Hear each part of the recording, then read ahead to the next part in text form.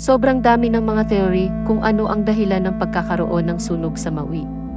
Sa araw na ito, ating paghimay-himayin ang mga nangyayari sa Maui upang makabuo tayo ng malapit sa katotohanan na panibagong theory. Una, ang pagsimula ng apoy. Maraming nagsasabi na ang apoy ay nagsimula sa mga linya ng kuryente na naitumba ng malakas na hangin. Meron ding nagsabi na dahil mayroong isang tao na naghagis ng kanyang sigarilyo at lumaki ito ng husto, ang pangatlong tsureya ay ang kidlat ang naging dahilan ng apoy. Ang pang-apat ay sinadya ito ng mga elitista upang mabili nila ang mga lupain ng mas murang halaga. Ang panlima ay sinadya ito upang gawing cover-up sa totoong layunin ng mga human trafficking syndicate na kinabibilang ng mga matataas na opisyal ng bansang Amerika. Let's start to isa to tatlo na theory na kung saan ay hindi sinadya ang kidlat, kuryente, at pagtapon ng sigarilyo. Malaki ang posibilidad na magkaroon talaga ng pagsiklab ng apoy dahil sa tatlong theory na ito. Pero ang malaking katanungan ay paano ito lumaganap ng ganun na lang na halos maubos ang kabuuang lungsod. Kung ikukumpara natin ang mga sunog sa mga syudad at mga lungsod sa Pilipinas at Maui, mas delikado ang mga parte ng Pilipinas dahil ang mga bahay dito ay 80% hanggang 70% ay gawa sa light materials. Maliban dyan, ang mga bahay sa atin ay dikit-dikit at mas mahirap puksain dahil mahirap ang pasikot-sikot at mga daan.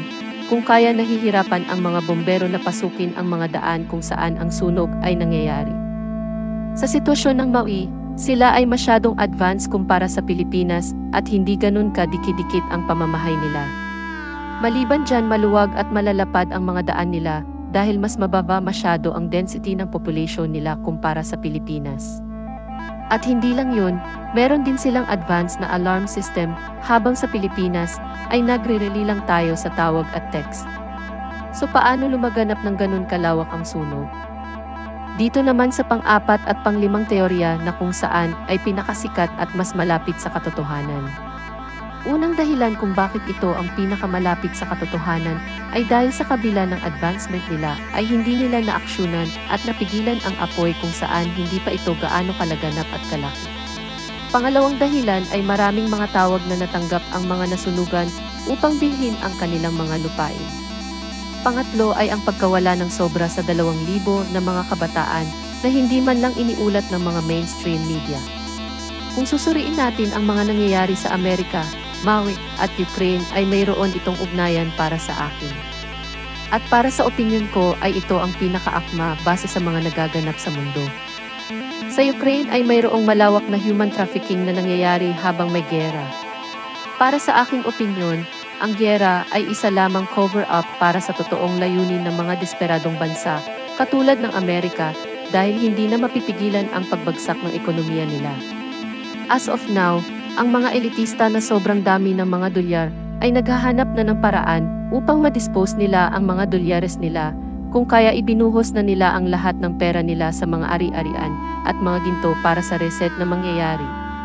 At sa dikalaunan, kung hindi nila makuha ang malawak na lupain ng Ukraine at ang Rusya ay meron pa silang ibang bansa na pagkakakitaan tulad ng Syria, Yemen, at iba pang mga bansang winasak nila at pinagtayuan ng kontrolado nilang pamahalaan.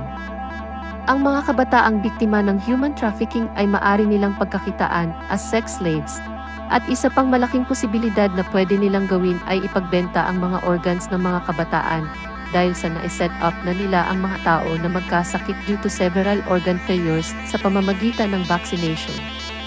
At sana mga kaibigan na hindi ito malapit sa katotohanan, sana lang po. Huwag nating kalimutang manalangin sa Diyos at paki-follow sa page ko.